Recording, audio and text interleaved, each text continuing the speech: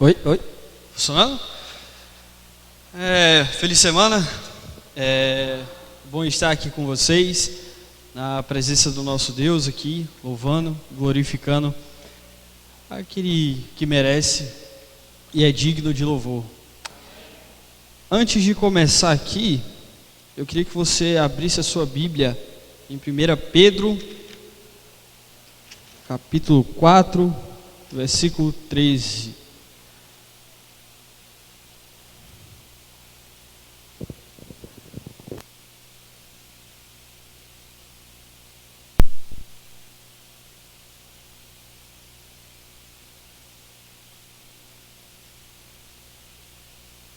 Amém, misericórdia.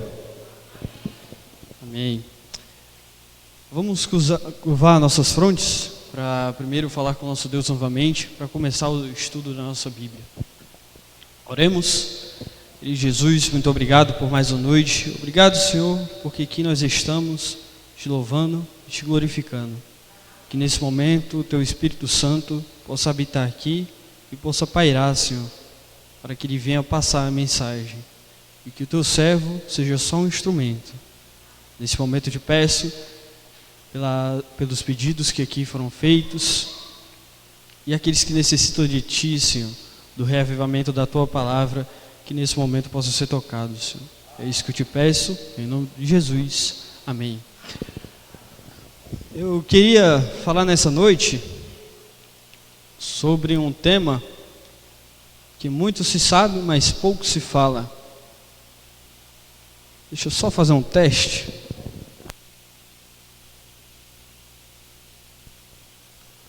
Opa. Alô, som.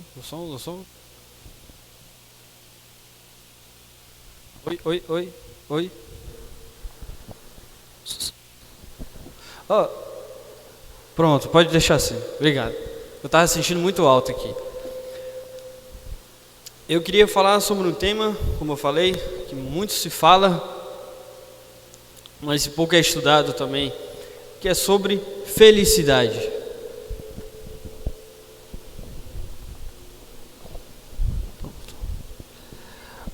Em toda a minha vida, eu fui pregado num conceito, tá dando um pouquinho de eco, né? Esse daqui não. Deixa eu voltar ao original.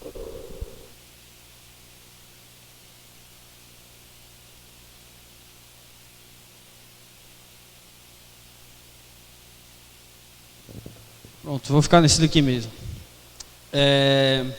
Como eu havia dito, eu fui ensinado num conceito que muitos falavam que felicidade é algo tributário, algo que você pode alcançar independente daquilo que você faça ou que você conquiste. Ou seja, felicidade é aquilo que você atribui à sua vida e te faz crescer.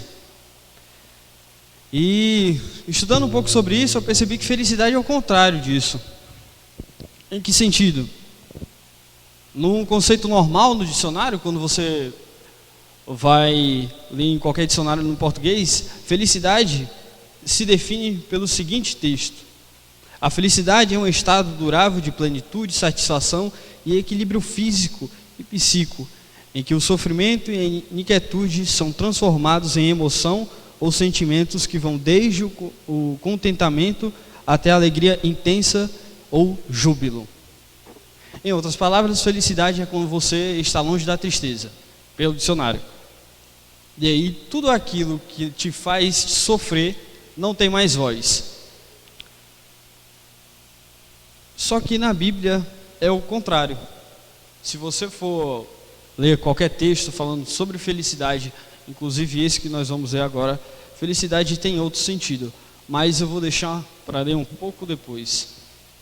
No conceito fisiológico, diz o seguinte sobre felicidade: a dopamina, serotonina e adrenalina são neurotransmissores substanciais químicos produzidos pelos neurônios que regulam o humor e a liberação de alguns hormônios. Ou seja, quando o seu cérebro ele produz a dopamina e a serotonina, ele libera um agente químico e o seu cérebro responde juntamente com o seu corpo, mudando o seu humor. Em outras palavras, para pessoas como a gente, mais simples, que não estudam sobre esse sentido, quando você come uma rapadura, passou. Vai ter o estado do humor, onde aquilo que você comeu, aquilo que você está fazendo, vai te fazer feliz, ou vai te dar um estado de felicidade. No sentido filosófico, já tem outro sentido, um pouco mais complexo. Aristóteles, em todos os seus estudos, ele definiu que dentro da filosofia, que a felicidade se define por aquilo que você busca entre a excelência de si mesmo. Tudo aquilo que você atribui para si mesmo, para você crescer, para você ir para frente, te dominando, para você dar um passo a mais na sua vida, isso é felicidade. E por último, no conceito bíblico, em 1 Pedro 4, capítulo 13, diz o seguinte sobre felicidade: mas alegrai-vos no fato de serdes participantes das aflições de Cristo, para que também na revelação da sua glória os regozijeis e alegreis. Em outras palavras, o texto está dizendo o seguinte: seja feliz, porque você participa do sangue que foi vertido na cruz. Ele te deu a oportunidade de viver, então seja feliz até o último suspiro de sua vida. Certa vez eu fui numa palestra da Comportagem, pouco tempo, no começo desse ano. Foi no começo desse ano, perdão, foi no final do ano passado. E havendo chegado lá, eu sentei lá atrás e o pastor, se eu não me engano, o departamento de comportagem de São Paulo, que foi o que criou o projeto Um Ano Missão, se eu não me engano, ele foi pregar lá e ele fez uma dinâmica linda e maravilhosa, e eu estava sentado lá no finalzinho. Eu me lembro como se fosse hoje. Eu estava sentado lá no finalzinho e sentou uma pessoa um pouco gordinha, juchuda. E naquele momento ele pediu para a gente levantar, e ele disse assim: agora você vai pegar a pessoa do seu lado e vai dar um abraço com todo o seu fervor, porque hoje é sábado. Eu falei: misericórdia. Porque na hora que eu levantei, a pessoa que eu fui abraçar, ela tinha uma pizzazona aqui do braço, que vinha aqui do braço até aqui. E eu falei: né? Tem que abraçar, né? E eu abracei. E naquele momento, o único sentido que bateu em mim foi: cadê a felicidade?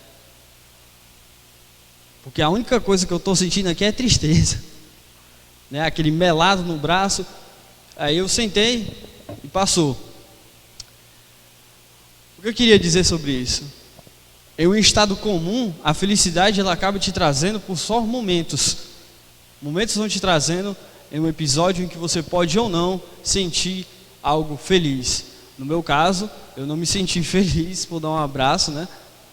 Não que a pessoa seja gorda, né? Nada contra isso, nada contra os gordinhos também, até porque meu pai é gordinho. Mas pelo momento, né?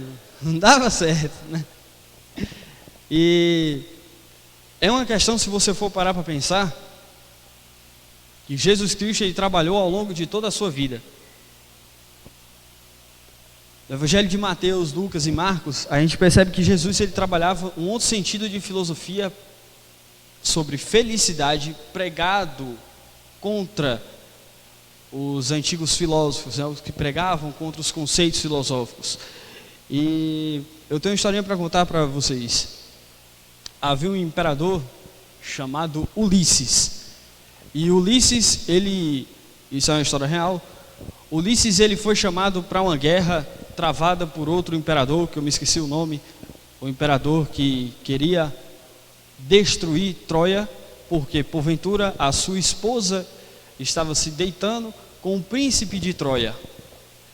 E Ulisses ele era o rei de Ítaca, e por ser o rei de Ítaca ele não tinha o que se preocupar, porque Ítaca era uma cidade maravilhosa, era uma cidade cheia de benefícios e pastos verdes, e ele tinha a sua esposa e tudo aquilo, os seus servos o amavam, aonde ele ia, os seus servos diziam: nossa, é o nosso imperador. E Ulisses, ele se viu perdido em tudo aquilo, dizendo: puxa, por que eu tenho que ir para Troia? Ele não queria ir, mas ele teve que ir, e ele foi para Troia. E ele foi o que, na história que a gente estudou, ele fez o cavalo de Troia, ele que idealizou a ideia do cavalo de Troia. Logo que aconteceu, terminou todo o episódio de Troia, e isso a gente está registrado na história. Ulisses foi parar no meio do mar, e lá, na mitologia grega, diz que ele acertou o olho do filho de Poseidon. Para quê? Tão quietinho. E Ulisses, ele fazendo isso, enfureceu Poseidon e foi parar numa ilha, onde lá ele conheceu a semideusa chamada Calipso. Não é a do cabelo, pois não, é outra Calipso. E essa Calipso, uma semideusa linda, maravilhosa, descrevida pela mitologia grega, eu imagino ela sendo o estilo da Gisele Bündchen, linda, maravilhosa, sem defeito. E Ulisses ficou preso naquela ilha por um bom tempo, até que o famoso deus grego diz o seguinte para Calipso: deixe Ulisses ir, porque toda noite Ulisses não se via feliz. A tristeza era tão grande por ficar preso naquela ilha, que toda noite Ulisses saía do local onde ele estava e ia para a praia chorar. E vendo isso, Ulisses foi retirado da ilha, voltou à sua vida normal, mas Calipso queria, porque queria Ulisses lá. E ela tentou uma última vez dar aquilo que seria o mais prazeroso para qualquer homem ou ser humano, na mitologia grega. Ela chegou para ele e disse que daria a eternidade. E não aquela eternidade que ele ficaria velho e passaria a vida toda velho, como uma uva passa, até que algum Deus o deixasse viver novamente. Não, era uma eternidade onde ele seria jovem também. Ou seja, era a eternidade junto com a juventude para o resto da vida. Vendo isso, Ulisses, preso, com saudade da sua casa, com saudade da sua esposa, de tudo aquilo que ele havia conquistado com tanto esforço e trabalho, ele respondeu para Calipso: nenhum tempo do mundo me faria mais feliz como mortal do que voltar para casa e passar uma vida normal em um berço onde eu seria feliz. Em outras palavras, Ulisses quis dizer que ele não trocou nada daquilo que Calipso estava oferecendo por ele para viver uma vida infeliz. Ele preferia passar o resto da sua pouca vida mortal feliz, ao lado das pessoas, daquilo que ele gostava e que ele ouvia sentido de felicidade. E não mais do que isso, felicidade foi trabalhada por um filósofo chamado Cristo. Ele trabalhou a felicidade em tamanho coração do homem, que a única coisa que a gente percebe em todas as coisas sobre Jesus Cristo é que felicidade se atribui pelo você fazer ao próximo. Faz aquilo ao próximo e serás feliz. Jesus ensinou em toda a sua glória, descendo como homem, que felicidade seria aquilo do se relacionar, do falar, do pensar, mas não para você, para o próximo. E se você parar para pensar, felicidade não é mais além do que isso.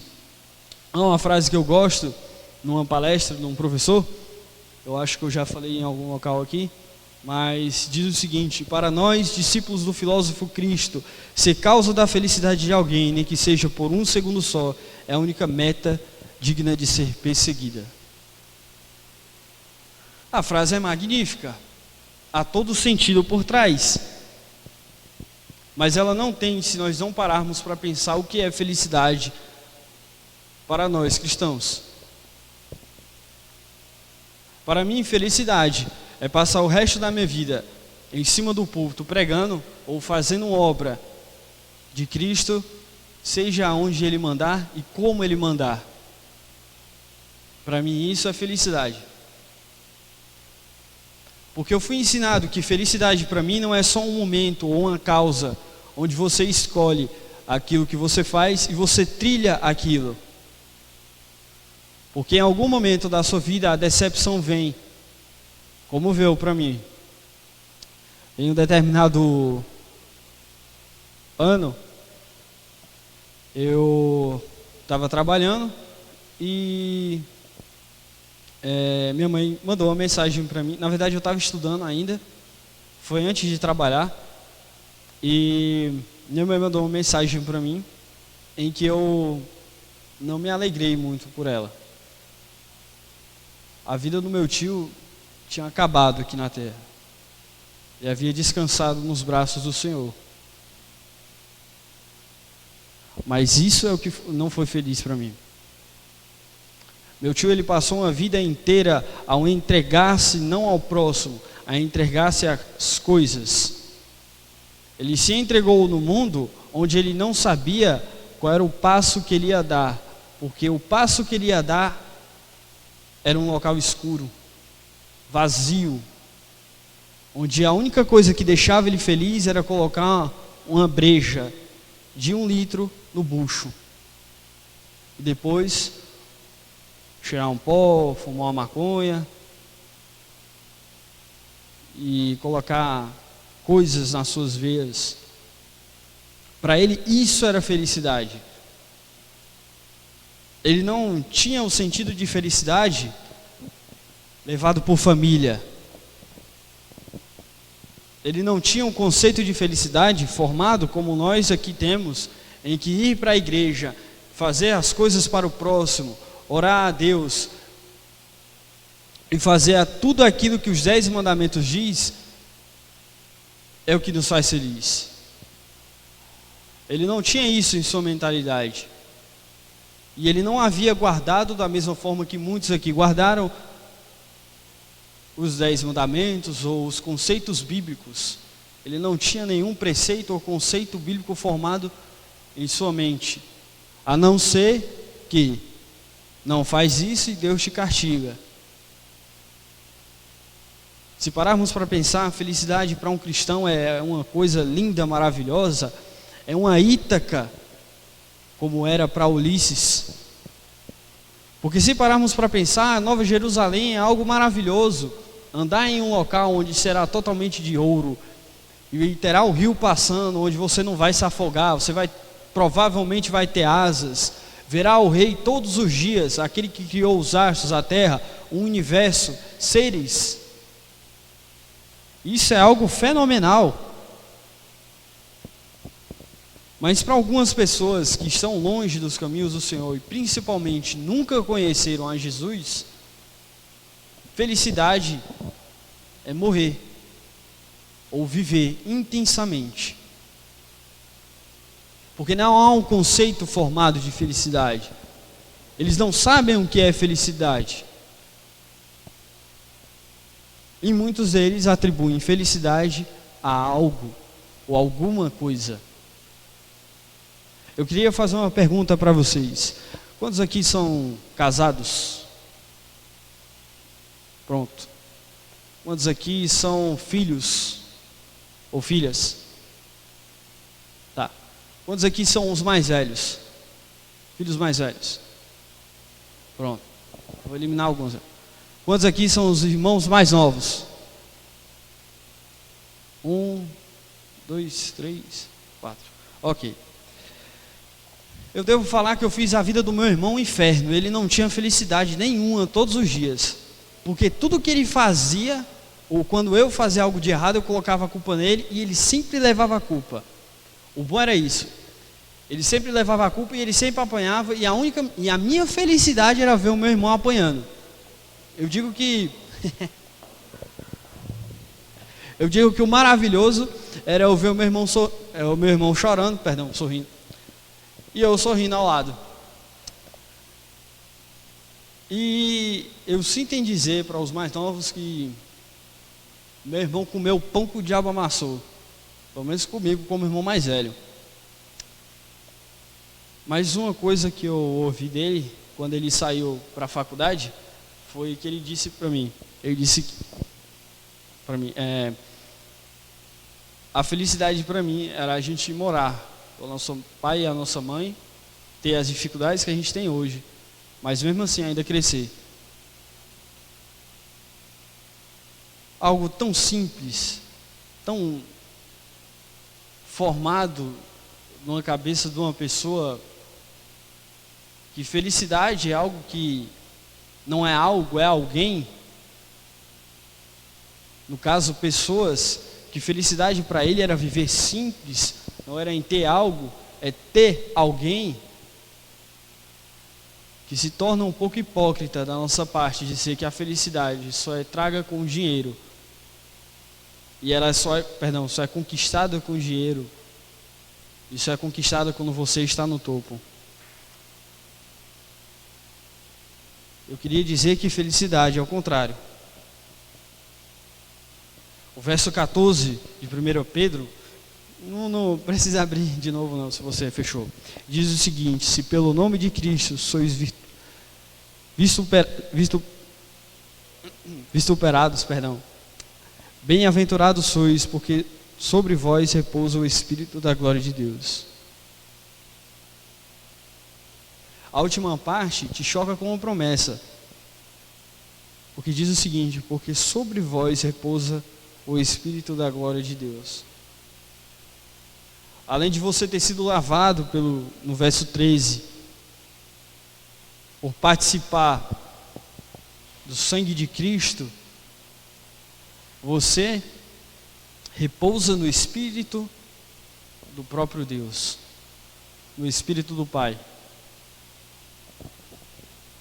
É difícil dizer hoje, em um mundo em que vivemos, que felicidade só é conquistada com dinheiro.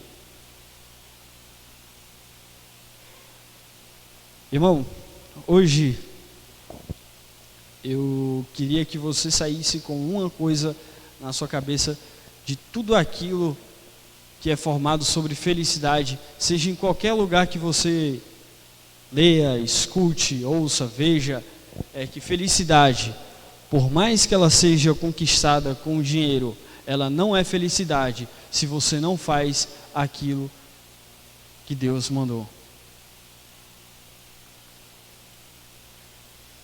Porque nada é conquistado somente pelo homem. Todo homem precisa do próprio Deus. As próprias ações de Satanás são vistas e são permitidas pelo próprio Deus. Quem dirá a você conquistar alguma coisa e te fazer feliz?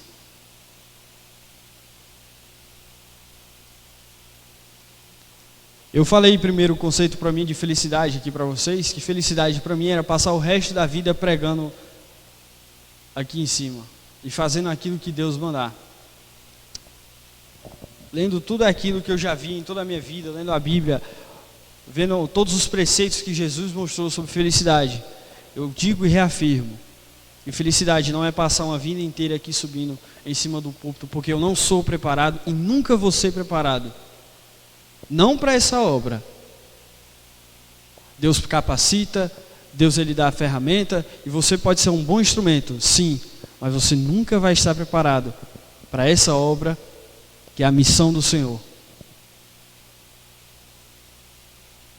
Eu digo que a minha felicidade, eu reafirmo que a minha felicidade é fazer e participar da missão do Senhor como instrumento. O próprio Deus, ele desceu aqui como homem e ele nos mostrou como viver uma vida feliz. Ele diz que bem-aventurado é aquele que é humilde e manso de coração. E ele reafirmou em outras palavras que bem-aventurado, em outras palavras, feliz é aquele, ou feliz. Quantas bem-aventuranças tem na Bíblia? Várias. Muitas delas citadas em Salmos e muitas pelo próprio Senhor. mas ele sempre repetiu: bem-aventurado em uma coisa boa. E sempre era atribuída a uma coisa que não era terrena, algo que você não pode conquistar, algo que Deus te dá. Felicidade, irmão, é isso. Felicidade é saber que você, por si sozinho, não consegue ser feliz. Por mais que você lute, por mais que você conquiste algo, um carro bacana, uma casa maravilhosa, morar na frente da praia, casar com uma mulher maravilhosa, ter filhos lindos, andar uma moto, ter tudo aquilo que um homem pode desejar. Felicidade nunca será obtida por você sozinho. A felicidade, ela só é conquistada se você fizer tudo para a honra e glória de Deus. No sentido que você nunca estará preparado, mas que será bem-aventurado, porque Deus ele te dará tudo que você precisar. Eu queria concluir a mensagem. Eu sei que foi um pouquinho demorada, um pouquinho rápida, mas eu queria concluir a mensagem dizendo o seguinte: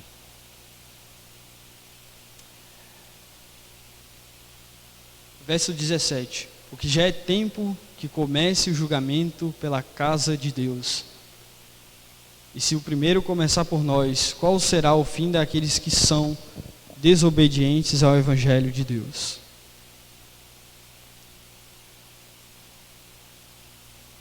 O verso 17, ele finalizou tudo aquilo que nós almejamos ou conquistamos ao longo de histórias da nossa igreja, o juízo final. Ao sair pelaquela porta, talvez você vai chegar amanhã e vai voltar tudo ao normal, quer dizer, ao normal do coronavírus, né? Voltar tudo ao normal, e você vai se perguntar: poxa, nossa, que felicidade eu estou sentindo em sair amanhã com esse vírus. Que coisa maravilhosa viver. Mas a única certeza que nós possamos ter, que nós temos em nossa mente,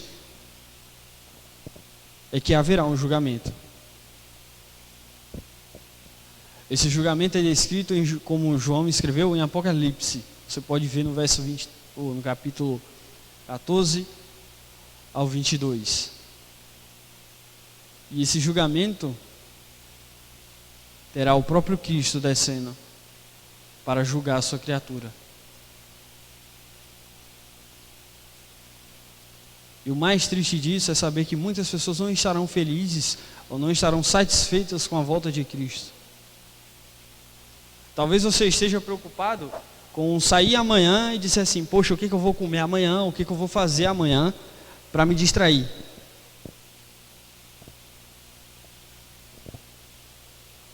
É aí que eu te digo: ao sair daquela porta, irmão, saiba que o tempo ele é pouco.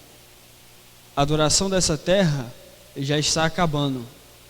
E o único sentido de felicidade que nós temos que pregar em nosso coração é que apressar a volta de Cristo só será feita se nós formos felizes em fazer a missão dele como instrumentos. E nada mais ou nada além disso. Porque não há nada que o ser humano possa fazer para apressar. Se você puxar esse ponteiro aqui para o 12 de novo, ou para qualquer hora, você está controlando o seu relógio, mas não o tempo. Porque o único que pode fazer essa obra de apressar e de empurrar o tempo para a volta dele é o próprio Cristo.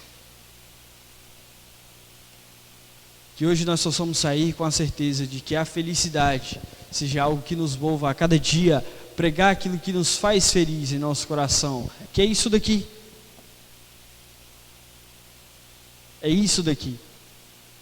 O Evangelho é a Bíblia. Isso daqui é Evangelho. Que nós possamos sair felizes por pregar o Evangelho, por viver o Evangelho, porque só assim conquistaremos não o céu, mas a nossa própria felicidade. A felicidade descrita por Cristo, que é viver intensamente pelo próximo. E hoje você sinta feliz, assim como eu me sinto feliz, de participar dessa missão magnífica, linda, belíssima de Cristo, em saber que muito em breve, quando Ele voltar, Ele vai dizer: bem-aventurado, feliz. E hoje nós possamos sair daqui com a certeza que o nosso tempo é pouco e que logo Cristo vai voltar, mas estaremos felizes porque fizemos a nossa parte, fomos instrumentos e fomos usados para a obra de Cristo. Amém? Vamos orar? Eu queria fazer a primeira oração. Você pode vir, vai cantar um hino, né? Uma oração pedindo sobre o derramamento dos milagres essa semana. Nós sabemos que por conta do coronavírus, muitas pessoas estão se sentindo um pouco prejudicadas em alguns comércios e até na própria vida familiar e etc. E eu queria fazer primeiro a oração rapidinha e depois a gente finaliza a oração final, ok? Vamos orar, oremos. Jesus, te pedimos nesse momento, Senhor, que o Senhor possa derramar, Senhor, os milagres e as bênçãos, Senhor, na vida das pessoas que estão precisando de Ti. Que o Senhor venha, Senhor, ajudar as pessoas que estão necessitando da Tua obra, da Tua palavra, do Teu Evangelho.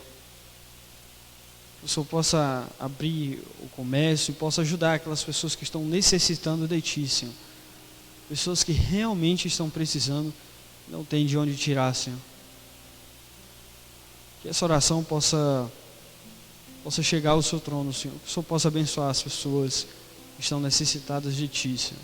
É isso que eu te peço, em nome de Jesus. Amém.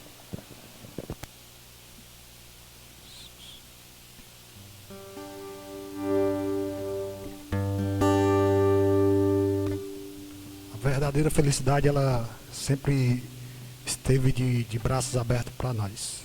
Desde antes do sacrifício na cruz do Calvário. É por isso que Ele enviou Seu Filho unigênito a morrer por nós. E Ele nos escolheu. A verdadeira felicidade nos escolheu. E é por isso que estamos aqui hoje. Que possamos escolher a verdadeira felicidade de hoje em diante.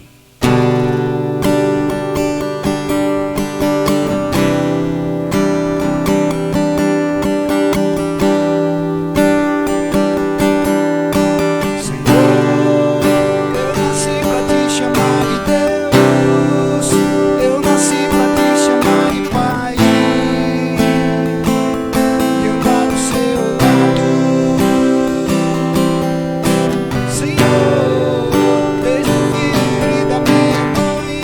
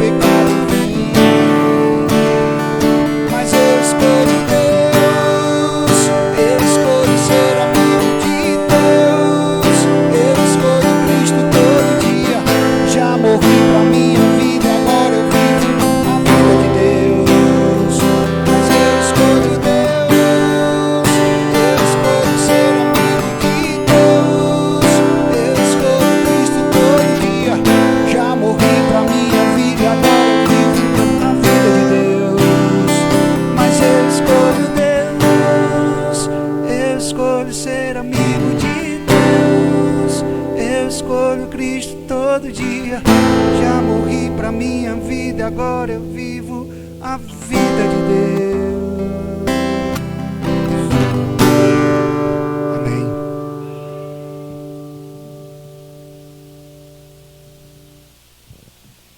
Mais uma vez, vamos orar. Mas antes de orar, eu queria falar uma coisa para você e para mim.